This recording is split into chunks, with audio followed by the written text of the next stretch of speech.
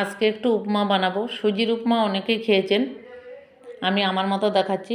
নমস্কার, আশা করি সবাই ভালো আছেন। আমি এখানে 200 গ্রাম সুজি নিয়ে নিলাম, আর আমি পেঁয়াজ কেটে নিলাম, পেঁয়াজ কুচি, বড় থেকে একটা কাঁচা লঙ্কা, আর এখানে আছে কাজু কিশমিশ এবং বাদাম, আর এখানে আছে বিনস কুচি নিয়েছি এভাবে, আর গাজর কুচিয়ে নিয়েছি, আর ছোটো থেকে একটা আলু কুচি নিয়েছি। এবার গ্যাস অন করে একটা কড়াই চাপিয়ে দিলাম। কড়াইতে আমি প্রথমে বিনস গাজর আলুগুলোকে দিয়ে 2-3 মিনিট নেড়ে নিয়েছি। তারপরে আমি পেঁয়াজ আর কাঁচা লঙ্কাটা দিয়ে দিলাম। এবার খুব ভালো করে ভেজে নেব। দেখুন আমার ভাজাটা খুব সুন্দর হয়ে গেছে। এবার নামিয়ে নেব।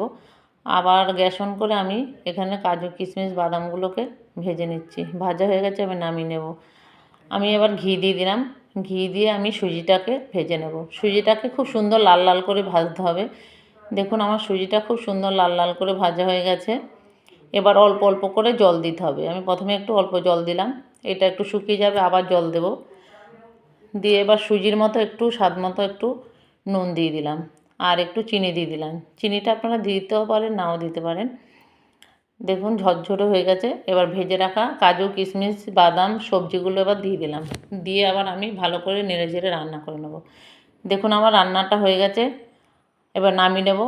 এইভাবে একবার করে দেবেন। এখনকার বাচ্চারা তো সবজি খেতে চায় না, এইভাবে দিলে খাবারটাও বেশ খুব ভালো খাবার। এটা খেয়ে দেখবেন, ভীষণ ভালো লাগবে। ভালো লাগলে একটা লাইক করবেন, কমেন্ট করবেন। আপনারা সবাই ভালো থাকবেন, সুস্থ থাকবেন। আমার ভিডিওটা দেখার জন্য আপনাদেরকে অনেক অনেক ধন্যবাদ। আবার আপনাদের সঙ্গে দেখা হবে পরের কোনো ভিডিও নিয়ে।